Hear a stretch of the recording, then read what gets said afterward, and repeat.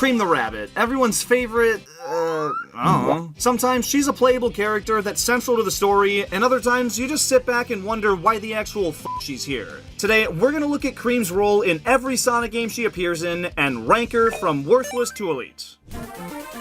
In Cream's debut, she makes a pretty good first impression. After Eggman kidnaps her, along with her chow named Cheese and her mother Vanilla, things aren't looking too hot. But literally 5 minutes into the game, Sonic breaks her free and she decides to go adventuring with him to save her mom. And from that point on, you can play as her for the entirety of the game, and she's a solid frickin' option, being able to gain airtime thanks to her giant ears and use her chow as a weapon. At the end of the game, she successfully saves her mom, but then Eggman swoops in again to ruin her day, and Super Sonic goes up solo to take him down, while Cream just sits there and sobs about it. But being one of the better playable characters in the game, and the first one unlocked after Sonic himself, locks this in as one of Cream's best appearances to date. Elite.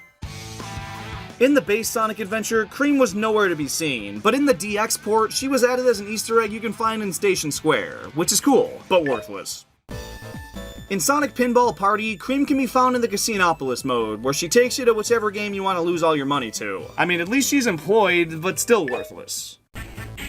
Sonic Battle gives Cream her own episode in the story, which is pretty big for her, but it doesn't exactly paint her in the best light. Sonic and Tails trust her to watch Emerl for a while, and just seconds into them being alone, Eggman shows up and captures them, without much resistance either. And then Emerl does all the fighting to break them out of Eggman's base, and Cream literally just stands there and does nothing, because apparently she's afraid of violence now, in a fucking fighting game. I don't know. She cries to Emerl constantly because she doesn't want to see him fight, then refuses to help him in battle, which gets him beat up worse, and afterwards, she cries more about not helping. Make up your mind and do something, damn it. It's a really obnoxious look for her. And sure, she's involved a good bit in the story and is part of the playable roster, but her contributions are little to none. Barely does anything.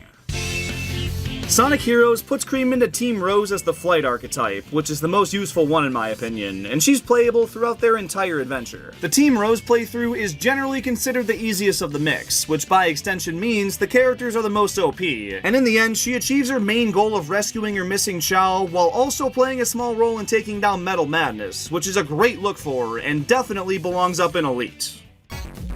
Unlike the second Sonic Advance game, the third doesn't incorporate Cream until the latter half of the game, but she's still made playable for all levels after that point, and is a very active participant in the story, particularly in the ending. After Ultimate Jamerl is defeated, his body washes ashore on the beach, Cream takes him to Tails to get repaired, and restores the personality of Emerl, the robot she befriended in Sonic Battle, and from there, she takes him home to live with her and her mother, where they live happily ever after. It's a very strong and compassionate look for her, but only being playable for basically the final act of the game takes her down a notch compared to the previous title. She's pretty useful. In Shadow the Hedgehog, Cream goes wandering around a creepy looking castle, gets separated from her Chow, and gets herself stuck within its walls, needing Shadow to find and rescue both of them, which is a pretty incompetent, worthless look for her. In Sonic Rush, Cream is basically Blaze's BFF. When the two meet, Cream offers to be her tour guide for finding the Soul Emeralds, and after Blaze accepts, the two are pretty inseparable. She's there cheering Blaze on in levels and yapping in some cutscenes, but doesn't do much for the plot until she gets kidnapped by Eggman. Again, but this time to be used as bait for Blaze. It doesn't amount to much, and is really the most memorable thing about her in this game, but since she does help Blaze locate some of the Soul Emeralds that are vital to saving the day, I'll keep her just above worthless. Sonic Riders and its sequel Zero Gravity both treat Cream about the same way. After beating the game's hero story, she's unlocked as a playable character in free race mode, and has pretty average stats overall, making her a solid choice and nothing more. Barely does anything. Sonic and the Secret Rings only features Cream as an unlockable character in the game's party mode, which is something, but not a meaningful contribution to the events of the game, so another barely does anything. The Mario and Sonic Olympic games always feature Cream in some shape or form, but her role is pretty consistently lacking. In almost all the home console games, she's a common referee. In the handheld games that actually had story mode, she played a minor role and gave missions here and there, and in the 3DS version of the Rio 2016 Olympic Games, she makes her one and only playable appearance. Don't know why this of all games did it, but alright. To average all her appearances out, her minor cameos can't be dragged up by obscure handheld story modes and a one-off playable appearance. She's worthless to the series. In Sonic Chronicles The Dark Brotherhood, Cream does her trademark move of losing cheese and makes Sonic and Co go find him for her. Once they do, she joins the party, which is fairly early in the playthrough, and she's an incredibly overpowered member. Her healing abilities are broken and come in mega clutch, making her an easy choice for just about any party setup. Even as a certified Cream hater, I gotta put some respect on her name here. This is elite.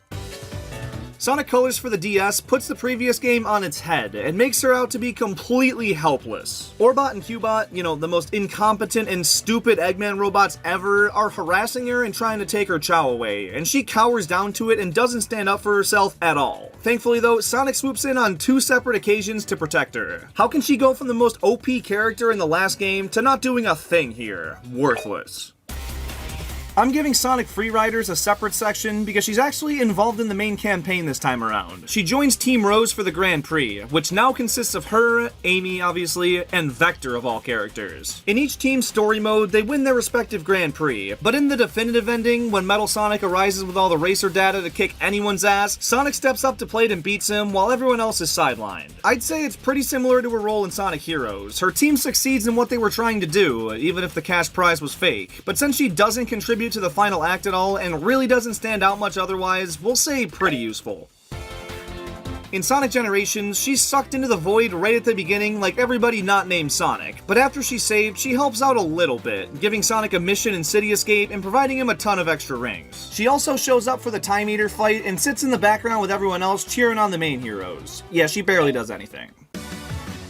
Sonic Dream Team is an Apple Arcade exclusive that brings Cream back to a playable role for the first time in a mainline game since Sonic Advance 3, nearly 20 years earlier. That said, the game starts out looking pretty tough for her. Eggman's got her held unconscious in some kind of weird machine, and Sonic and the gang show up to rescue her, until it sucks them in and they end up at different corners of this world of dreams. Sonic's the only one able to do anything at first, but after rescuing Amy, the two rescue Tails and Cream in one fell swoop, which is still pretty early in the game, and from then on, she's an equally contributing member of the crew. She doesn't stand out that much though. Most cutscenes focus on the entire cast of characters, and Sonic's the head yapper, with everyone else kind of being more situational. Still, as far as Cream the Rabbit is concerned, this is absolutely an elite look. And there you have it.